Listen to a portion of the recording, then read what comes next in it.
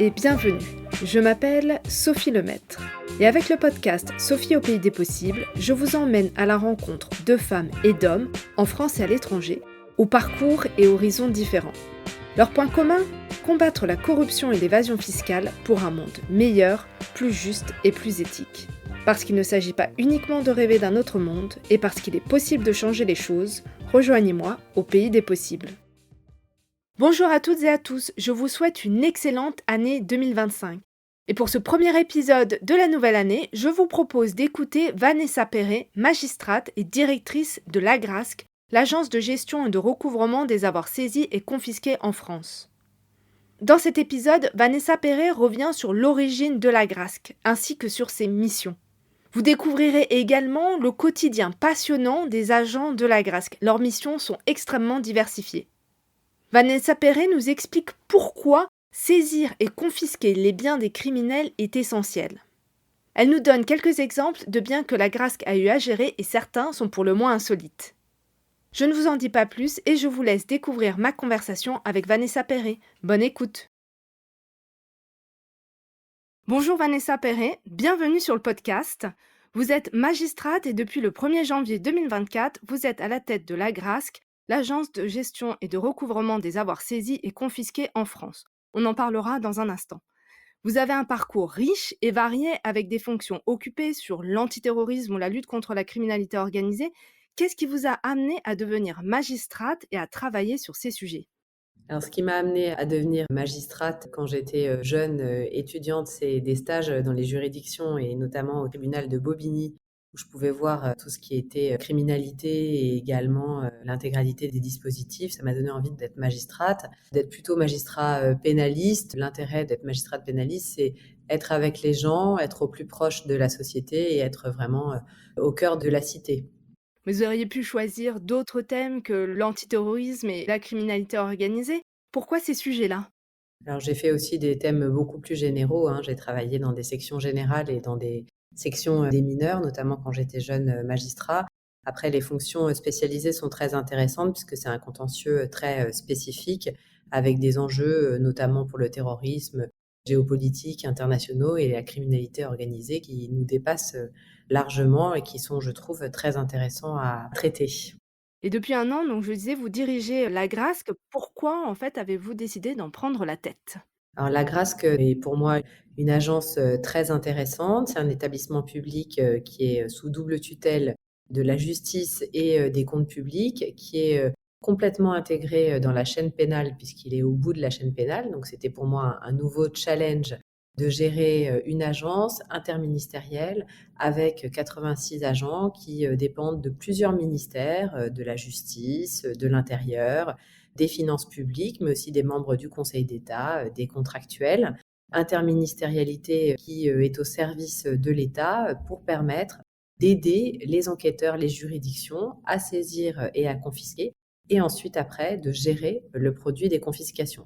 Donc un nouveau challenge, une suite dans une carrière de 25 années de magistrat consacré à faire plutôt du droit pénal comme magistrat du siège, du parquet ou à l'administration centrale, et un souhait d'être à la fois utile et efficace au service de la justice, puisque l'Agrasc a la particularité d'être un établissement public qui permet de rapporter de l'argent à l'État par le biais des saisies et des confiscations.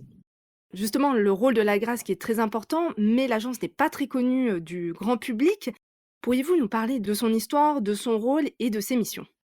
Alors bien sûr, l'Agrasc donc a été créée en 2010 par une loi. C'est le député notamment Jean-Luc Warsmann, qui est encore député, qui a été à l'origine de cette loi. On s'est rendu compte que dans la gestion des biens saisis et confisqués par les juridictions, à cette époque, en 2010, il pouvait être perfectible, notamment parce que les juridictions, qui ont bien sûr énormément de missions, avaient des difficultés à gérer les biens saisis et confisqués, notamment à les valoriser, à les gérer, à les vendre. Donc c'est une initiative de ce député qui fait que cette loi est votée en 2010. Elle va être suivie d'un décret de 2011 qui va créer donc l'Agence de gestion et de recouvrement des avoirs saisis et confisqués. Donc c'est une agence qui existe donc maintenant depuis 14 ans. qui, au départ, comprenait déjà un personnel interministériel parce qu'on avait compris qu'il y avait plusieurs pans qui étaient concernés, à la fois la justice, puisqu'on a une mission d'exécution des décisions de justice, mais aussi les comptes publics, puisqu'on a vocation à abonder le budget général de l'État. Et donc 10 personnes issues, des services enquêteurs, de magistrats, de greffiers, mais aussi de personnes, des finances publiques pour permettre, en toute interministérialité, de gérer au mieux, ces saisies et ces confiscations. L'idée, c'est que des spécialistes qui ne font que ça soient dédiés à la gestion de ces saisies et des confiscations et notamment à l'exécution des décisions de justice en fin de chaîne pénale. Donc ça, c'est au départ la façon dont est organisée l'agence qui, au fur et à mesure des années, va grandir, grandir et encore grandir. Puisqu'en 2021, vous avez une quarantaine de personnes qui composent cette agence et que désormais, nous sommes 86. C'est une agence qui a beaucoup grandi. Pour quelles raisons? La première, c'est que les saisies et les confiscations se sont beaucoup développées. J'ose espérer, en raison notamment de l'assistance et des formations que l'Agrasc réalise auprès des enquêteurs et des juridictions, et du fait que l'Agrasc aussi se soit décentralisée. Au départ, on avait un siège unique qui était à Paris, dont on gérait absolument tout. Et désormais, nous avons des antennes régionales qui sont au niveau des juridictions interrégionales spécialisées, c'est-à-dire on en a 8 dans les plus grandes villes de France, avec des personnels de l'Agrasc qui sont là pour être au plus près des juridictions. Cette agence a grandi aussi parce qu'elle a vu élargir ses missions. On est parti d'une mission de gestion et de recouvrement des avoirs saisis et confisqués et d'exécution des décisions de justice à des missions qui se sont beaucoup diversifiées. Désormais, on gère aussi les biens mal acquis, c'est-à-dire les biens qui sont issus des procédures dans lesquelles des dirigeants ont pu commettre des détournements de fonds publics.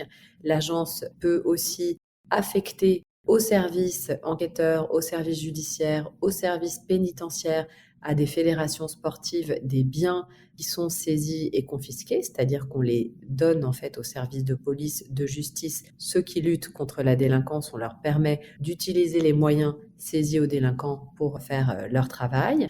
Et puis l'agence aussi a vu ses missions diversifiées avec la possibilité de faire notamment des affectations sociales d'immeubles confisqués, c'est-à-dire qu'on peut désormais un immeuble qui est confisqué, le garder en propriété à l'État, mais le donner en bail pour 1 euro symbolique ou même pour rien du tout, à une association ou à une fondation d'utilité publique qui peut y installer des victimes, par exemple, d'infractions pénales, qui peut y installer des associations de réinsertion, ce qui fait que notre agence a beaucoup augmenté ses missions.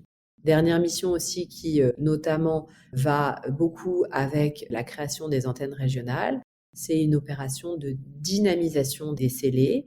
La dynamisation des scellés, c'est quoi? C'est-à-dire que l'Agrasc va aller dans les juridictions pour les aider à faire le tri dans les scellés qu'elles ont, de regarder ce qui est valorisable, ce qui peut donc être vendu, ce qui doit être détruit, ce qui doit être restitué, avec plusieurs objectifs pour cette mission. La première, c'est de baisser les frais de gardiennage et de justice, puisque quand on vend, bien sûr, des biens, ça évite de les gardienner pour un coût qui est très important. Vendre très rapidement, ça évite ces frais de justice. Pour dynamiser les scellés et pour permettre d'avoir des services des scellés qui soient pas trop encombrés, et aussi pour permettre de valoriser les biens, donc abonder le budget général de l'État, mais aussi, en cas de non-confiscation, de permettre à un auteur d'infraction qui s'est vu saisir ou confisquer son bien d'avoir la valeur au moment de la saisie si jamais le bien n'était pas confisqué. Donc voilà en gros les missions de l'Agrasc, avec une mission internationale en plus de montrer quel est notre modèle à l'étranger, de montrer quelles sont nos pratiques, nos process à l'étranger, pour essayer que des voisins, mais aussi des pays beaucoup plus loin, aient des pratiques similaires afin de coopérer au mieux dans le cadre de l'entraide judiciaire. Donc une mission internationale de l'Agrasc qui fait que on a besoin de plus en plus de personnel, on saisit de plus en plus, on confisque de plus en plus, et donc du coup cette agence grandit. On comprend bien les différentes missions, de la grâce. Le champ est assez vaste.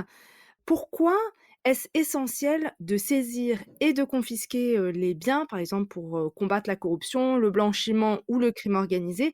Et d'ailleurs, est-ce que vous pourriez revenir aussi sur la différence entre la saisie et la confiscation? Parce que peut-être des personnes qui nous écoutent ne connaissent pas la différence. Alors bien sûr, je vais peut-être commencer même par ça, la différence entre la saisie et la confiscation.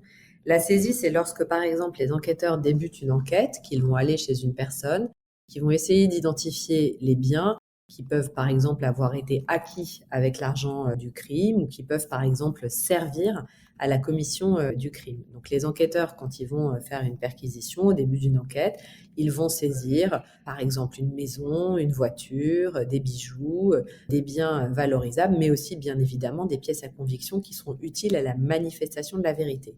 Ça, ce sont les saisies. La confiscation, c'est la décision définitive d'un tribunal par un jugement ou par un arrêt en cas d'appel ou en cas de recours en cassation qui dit désormais le bien n'appartient plus au délinquant mais il appartient à l'État, à charge pour lui via l'agence de gestion et de recouvrement des avoirs saisis et confisqués de le gérer. Voilà donc quelle est la différence entre les saisies et les confiscations. Alors oui, c'est une bonne mesure et oui, c'est une bonne peine. Je ne vais pas vous dire autre chose étant en charge notamment de la gestion des avoirs criminels saisis et confisqués. C'est une bonne décision et une bonne peine pour quelles raisons? La première, parce que en plus des peines classiques qui vont être l'emprisonnement ou l'amende, on peut avoir cette peine complémentaire de confiscation qui va être prononcée, qui a du sens puisque en plus des peines plus classiques, vous allez empêcher l'auteur de l'infraction de s'être enrichi finalement avec le produit de son crime. Donc il y a aussi une dimension un peu morale en plus d'être juridique et ça lui permet aussi de ne pas réinvestir le produit de son crime dans d'autres infractions qu'il pourrait recommettre. Donc c'est quelque chose qui est intéressant et qui de surcroît rapporte de l'argent à l'État. L'année dernière, il y a eu 1,4 milliard de saisies qui ont été réalisées par les enquêteurs et les magistrats en France. On en est quasiment au même niveau cette année en 2024 au moment où je vous parle. Il y a eu 175 millions de sommes confisquées l'an dernier, déjà beaucoup plus au moment où je vous parle, puisqu'environ dans les 220 millions cette année. Cet argent, il est redistribué dans plusieurs directions.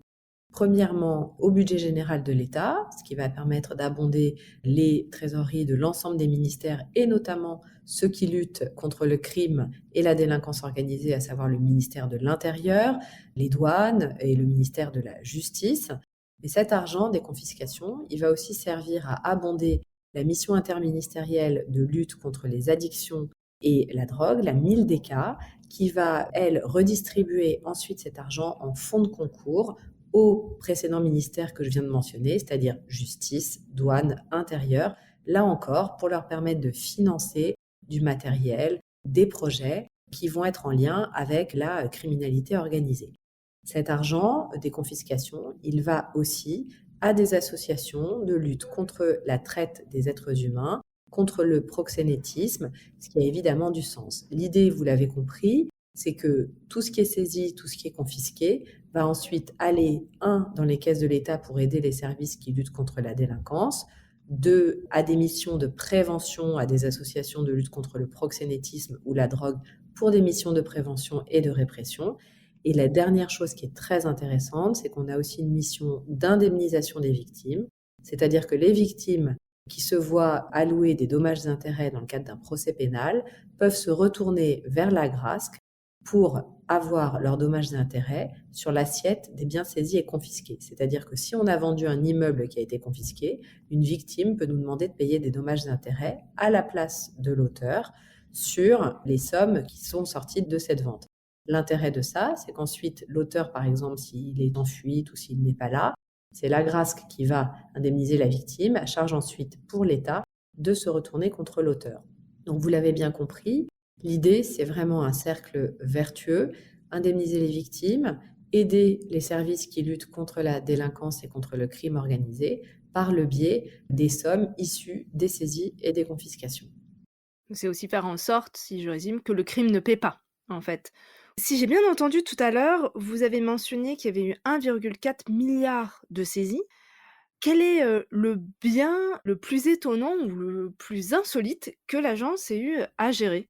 Alors, on a des biens qui sont insolites sur tous les plans. On a vendu un bien immobilier qui a coûté très cher, qui était un château sur le Cap d'Antibes en début de cette année 24. Ça, c'était pour le prix, puisque c'était plus de 60 millions d'euros. Mais l'agence a eu, de manière plus insolite, à gérer des ruches qui avaient été saisies dans le cadre d'un dossier. Donc, il a fallu les vendre.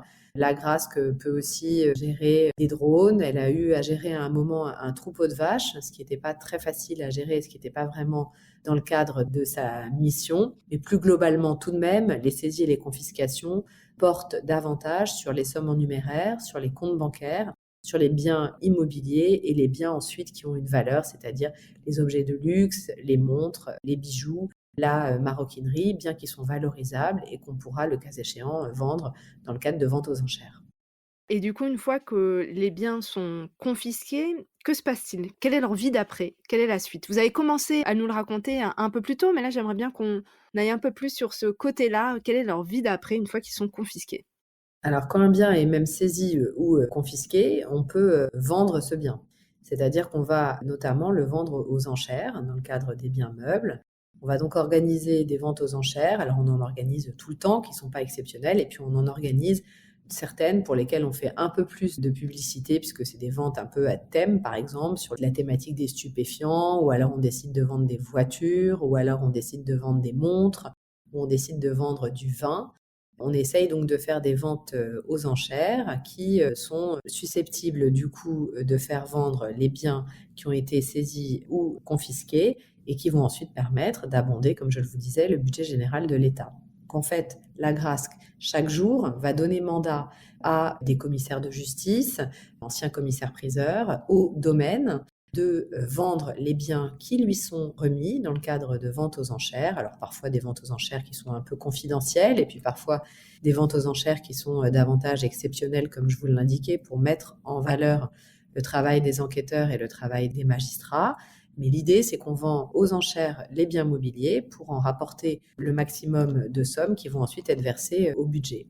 Cette année, par exemple, en 2024, nous avons réalisé plusieurs ventes aux enchères exceptionnelles. On en a organisé une à Bordeaux où on a notamment beaucoup vendu de vin. On a réalisé une à Paris, au tribunal de Paris, au cours de laquelle on a vendu des bijoux, de la maroquinerie de luxe, des voitures, des vélos, mais aussi de l'outillage et des tableaux. Et puis, on en organise une autre le 30 janvier à Bercy, donc notre autre ministère de tutelle. Et cette vente sera dédiée à tout ce qui a été saisi par les services de la douane judiciaire, où on aura beaucoup de lots, pareil, qu'on va vendre pour ensuite abonder les caisses de l'État. Le circuit d'un bien saisi, il est d'abord saisi par un enquêteur, la saisie est confirmée par un magistrat. Le bien, dès qu'il est saisi, peut être immédiatement vendu, si on le souhaite, aux enchères, avant même d'être confisqué, et donc on le fait dans le cadre de ces ventes aux enchères dont je vous parlais. Pour les biens immobiliers, pareil, soit on les vend aux enchères, notamment par des sites spécialisés. On a un site internet à l'Agrasc dans lesquels vous pouvez voir notamment les biens qui sont mis aux enchères avec le décompte, les prix. Donc le bien, lorsqu'il est confisqué, peut être vendu ou alors, comme je vous le disais tout à l'heure, affecté socialement à une association ou une fondation d'utilité publique. Et donc, j'allais vous poser la question si, nous, en tant que citoyens, on pouvait participer à l'une des ventes aux enchères que l'Agrasc organise? Alors, en tant que citoyen, vous pouvez évidemment participer à toutes les ventes aux enchères que l'Agrasc organise. C'est même recommandé, puisqu'en fait, l'idée, c'est vraiment des ventes publiques. Souvent, on les fait physiquement, c'est-à-dire que vous avez un endroit, un local, où vous avez un commissaire de justice qui tape avec son marteau, qui va vendre aux enchères les biens. Et on a souvent, le plus souvent d'ailleurs, en plus, une retransmission en ligne avec la possibilité d'enchérir en ligne pour toute personne qui décide de s'inscrire à la vente sur le site notamment Drouot Online, où vous avez également les ventes de l'Agrasc. Donc on a des possibilités bien sûr de participer pour tout citoyen qui saura, lorsque on organise une vente, qu'elle est organisée par l'Agrasc, puisque c'est toujours indiqué, soit quand c'est une vente seulement de biens Agrasc, on dit que c'est l'Agrasc qui l'organise, soit lorsque c'est vendu dans le cadre de vente aux enchères où il y a divers biens, on saura que le bien, le tableau ou le bijou qui est vendu dans le cadre d'une vente aux enchères a été remis par la justice à l'Agrasc et qu'il est vendu dans ce cadre. Chaque citoyen peut, en connaissance de cause donc, acquérir ce type de biens en sachant qu'ils sont bien évidemment en provenance de saisie ou de confiscation. Et je dis tout de suite, il n'y a pas de difficulté ni de peur à avoir. C'est quelque chose qui se fait très régulièrement et les gens donc achètent tout à fait librement ces biens. Les missions sont larges, je me pose la question, 24 heures dans la vie d'un agent de la Grasc, à quoi cela ressemble? Alors ça dépend de son travail à l'Agrasc. En fait, l'intérêt de notre agence, c'est qu'elle connaît plusieurs métiers. C'est pas la même chose du tout de gérer des crypto-monnaies que de gérer un bien immobilier ou de gérer un bien mobilier ou d'être dans une antenne régionale de l'Agrasc où on fait de la dynamisation des scellés. Donc c'est vraiment en fonction des profils de chacun et des missions qui leur sont imparties. L'agent du département immobilier, donc qui s'occupe des immeubles, il va gérer les immeubles comme un syndic de copropriété. Il va payer les factures, il va s'assurer que le bien n'a pas la toiture qui s'effondre, il va éventuellement faire expulser des locataires indélicats s'il le faut, il va faire des travaux de toiture si c'est nécessaire, gérer le bien et ensuite procéder à sa vente. Un agent du département mobilier, il va gérer lui les meubles, donc il va plutôt organiser les ventes aux enchères. Et il va permettre aussi que les biens meubles soient affectés, comme je vous le disais tout à l'heure, au service de police, au service de justice, au service pénitentiaire. Un agent du département international de la grâce qui va plutôt s'occuper de l'entraide, c'est-à-dire d'aider les juridictions en France et les juridictions à l'étranger à se parler, à coopérer ensemble et à permettre de faire que des biens qui sont saisis à l'étranger ou que les juridictions étrangères veulent saisir en France se fassent dans les meilleures conditions possibles, en respect des dispositions législatives des deux pays et dans le cadre d'une coopération internationale. Un agent qui s'occupe des cryptoactifs, il va aider les enquêteurs et les magistrats à saisir et confisquer les cryptoactifs et ensuite il va les mettre sur un compte que nous avons à la Caisse des dépôts pour ces crypto-actifs. Un agent d'un département, d'une antenne régionale de la Grasc, il va procéder bien sûr à l'exécution des décisions de justice, mais aussi aller dans les scellés des tribunaux pour regarder ce qui peut être valorisable, décider de les aider à trier parmi leurs voitures celles qui peuvent être vendues ou celles qui peuvent être détruites. Et il peut également aller aider les juridictions en les formant, en allant aussi dans les services enquêteurs, dans les commissariats, dans les gendarmeries, pour expliquer aux gendarmes, aux policiers, le mécanisme des saisies et confiscations, pour développer ces mesures et pour faire qu'elles se fassent dans les meilleures conditions juridiques possibles, ainsi que d'opportunités. Donc on a à la fois une mission commune, mais différemment exercée, d'assistance, de formation, de gestion et de vente des différents biens, ainsi qu'un positionnement à l'étranger qui doit être celui d'une agence qui monte en puissance, en compétitivité et qui doit tenir compte aussi des contingences et des partenaires étrangers. On voit toute la richesse, de l'agence et les différents, corps de métier, c'est passionnant. L'agence a été créée, il y a 14 ans. Quel bilan faites-vous et quels sont les enjeux que vous voyez pour les prochaines années? Alors, le bilan qu'on peut faire de cette agence qui date effectivement d'il y a 14 ans et que c'est une agence, je vous l'ai dit, qui monte en puissance de manière très importante, qui s'est à la fois diversifiée dans ses missions et diversifiée sur les territoires. Donc ça, c'est vraiment une agence protéiforme et qui s'est vraiment adaptée aux évolutions à la fois de la criminalité, mais aussi aux évolutions des territoires et surtout aux besoins de ceux qui lui fournissent principalement son travail, c'est-à-dire les enquêteurs et les juridictions. Donc c'est une agence qui est tournée vers les autres, tournée avec ceux qui l'aident et lui permettent de réaliser son travail pour encore une fois les assister, les former et les aider. Les enjeux, c'est d'augmenter justement encore cette assistance, cette formation, afin que les enquêteurs et les juridictions soient le plus acculturés possible aux mesures de saisie et de confiscation. Les enjeux, c'est aussi d'augmenter les affectations aux services judiciaires, aux services enquêteurs, à l'administration pénitentiaire de biens saisis et confisqués parce que ça fait faire des économies à l'État, que pour l'environnement, c'est très bien de faire de la réutilisation et que ça permet d'utiliser les moyens de la délinquance pour des services qui luttent contre elle. Et puis, il y a cette dimension sociale aussi qui est importante pour moi et qui est un des enjeux de l'agence, avec les affectations sociales d'immeubles dont on parlait tout à l'heure, avec aussi ce côté indemnisation des victimes qui a toute son importance et qui est une des missions principales de la GRASC. Justement sur ce point, sur l'affectation, sociale, pourquoi ce dispositif est-il important? Quel résultat a-t-il? Il est assez récent, hein, il existe depuis, novembre 2021. Quel est le résultat? Pourquoi est-ce important? Vous disiez pour vous, vous le trouvez essentiel, donc est-ce que vous pourriez nous en dire un petit peu plus? Les affectations sociales, ça a vraiment du sens parce qu'on peut aider des associations de réinsertion de victimes en mettant à disposition des locaux qui ont été saisis et confisqués à des personnes qui ont commis des faits pour être utiles à des associations d'utilité publique ou de fondations d'utilité publique. Depuis la loi de 2024, les affectations sociales vont aussi être possibles aux collectivités territoriales, ce qui veut dire qu'on pourra affecter notamment à une mairie un immeuble. Et donc ça a du sens parce que ça a évidemment une utilité pour la collectivité dans son ensemble. Depuis 2021, on a fait 7 affectations sociales seulement. C'est pas non plus des chiffres très importants, mais c'est une procédure qui est un peu compliquée, qui est un peu restrictive. On ne peut pas affecter tous les biens, notamment parce que les biens ne doivent pas être hypothéqués, et on en a quand même beaucoup qui sont hypothéqués.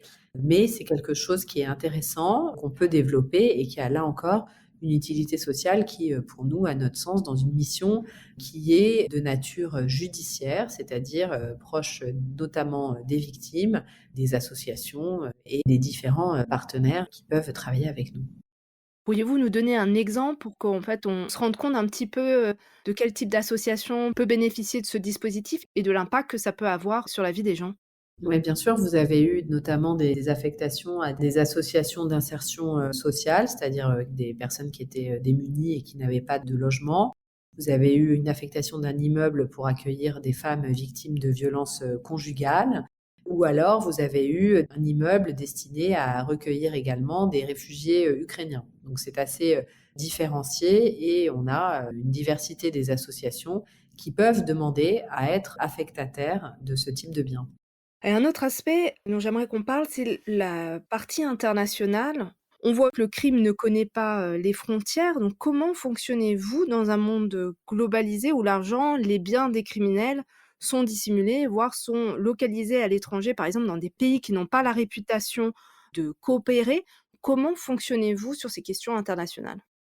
Alors sur les questions internationales, comme je vous le disais, on a un département international qui est clairement facilitateur et expert pour les juridictions françaises, mais aussi étrangères. Donc on est un point de contact, on est aidant, c'est-à-dire qu'on va expliquer quels sont les process pour faire des demandes d'entraide et pour permettre aux pays de mieux coopérer entre eux en les mettant notamment en contact avec les bons interlocuteurs. Et puis ensuite, on a aussi cette dimension de coopération où on participe à de nombreux réseaux internationaux d'homologues qui font la même chose que nous, c'est-à-dire qu'ils identifient et qui gèrent des avoirs criminels. Ces réseaux, ça nous permet d'avoir des échanges informels, de se connaître et de coopérer beaucoup plus facilement. On a notamment cette année eu la présidence française d'un réseau qui s'appelle Carine, qui est un réseau qui concerne 162 participants qu'on a d'ailleurs accueillis à Paris cette année, de tous les pays du monde, qui vont être des points de contact qui se rencontrent régulièrement entre eux sur l'identification des avoirs et leur confiscation et qui vont permettre donc des échanges informels, de se connaître et du coup de mieux coopérer. Ce réseau Carine, il a des sous-réseaux régionaux en Asie, en Afrique. Il y en a un qui va notamment être créé à l'initiative de l'Arabie saoudite avec les Émirats, le Qatar, pour permettre là aussi la coopération judiciaire et policière plus fluide. Et donc ces réseaux, on y participe activement en étant membre, en ayant la présidence, en organisant des réunions, en échangeant sur des sujets, en mettant en place, par exemple, des guides de pratique, des législations des uns et des autres pour que chacun soit au courant de ce qu'il faut faire pour faire une demande d'entraide dans un pays, des choses qui sont traduites dans différentes langues, des numéros qui sont échangés, des noms de points de contact, afin de faire que la coopération est la plus fluide possible. Et avant de terminer avec mes 2 questions que je pose à tous mes invités, est-ce qu'il y a un sujet qu'on n'aurait pas abordé et que vous aimeriez, qu'on aborde? Dans le cadre des missions, de la grâce, je pense qu'on a, à peu près, tout abordé. Ce que j'ai envie de vous dire, c'est que c'est très bien de faire connaître cette agence et notamment de permettre aux saisies et aux confiscations d'être de plus en plus importantes afin d'abonder le budget général de l'État. Je pense qu'on est une agence qui est au service des juridictions et que c'est très bien qu'on puisse le faire savoir au service des enquêteurs, en experts et qu'on est toujours vraiment, allant pour encore coopérer davantage à l'international et aider, autant que faire se peut, nos partenaires, policiers et judiciaires. Et du coup, quel rôle peut-on jouer en tant que citoyen? Alors en tant que citoyen, concernant les biens saisis et confisqués, vous pouvez faire ce que vous avez indiqué tout à l'heure, c'est-à-dire participer aux ventes aux enchères, acheter des biens, saisis et confisqués. Ça permet d'abonder les budgets, notamment des ministères de l'Intérieur et de la Justice et de participer à ce cercle vertueux qui est justement que le crime ne paie pas et que l'argent du crime va directement à ceux qui luttent contre le crime ou pour indemniser les victimes. Ça, c'est une belle expérience de citoyen et c'est d'ailleurs quelque chose que les gens, recherchent quand on discute avec les personnes qui se déplacent dans nos ventes aux enchères. On voit qu'ils ont un peu conscience de ça et qu'ils se disent que, outre la bonne affaire éventuelle qu'ils peuvent faire, qu'ils peuvent aussi participer à un cercle vertueux et d'avoir un tout petit supplément d'âme peut-être à un achat qui va être celui, d'un bien qu'ils auraient, peut-être, acheté, mais avec un petit supplément d'âme en plus qui est fait que c'est pour la lutte contre le crime. Et qu'est-ce qu'on peut faire en tant que citoyen pour continuer à lutter contre la corruption?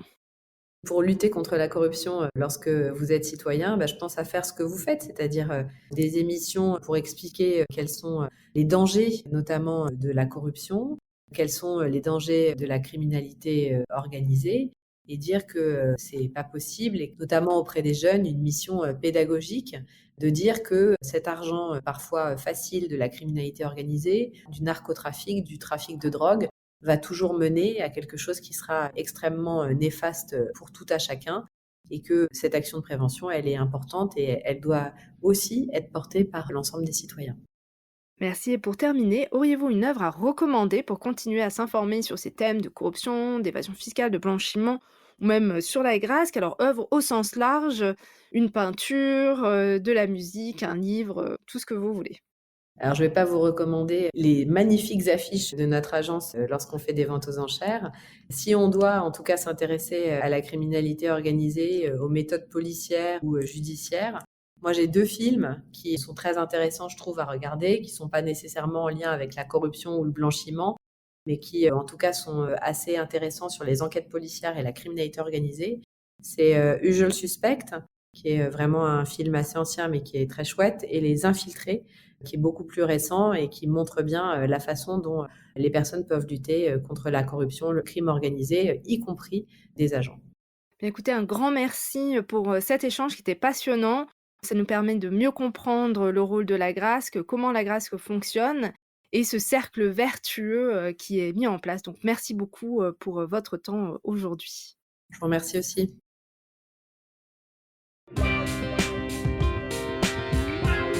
Merci d'avoir écouté l'épisode jusqu'au bout. Si vous ne l'avez pas encore fait, abonnez-vous au podcast et surtout partagez-le avec vos amis, votre famille, vos collègues. Et si vous pouviez me laisser un avis 5 étoiles, que ce soit sur Apple Podcasts ou sur Spotify, cela permettra à d'autres de découvrir le podcast et de nous rejoindre au pays des possibles. Si vous souhaitez me contacter ou si vous voulez me suggérer des invités, n'hésitez pas, envoyez-moi un email, l'adresse est indiquée dans la description de l'épisode. Je vous dis à bientôt pour un nouvel épisode.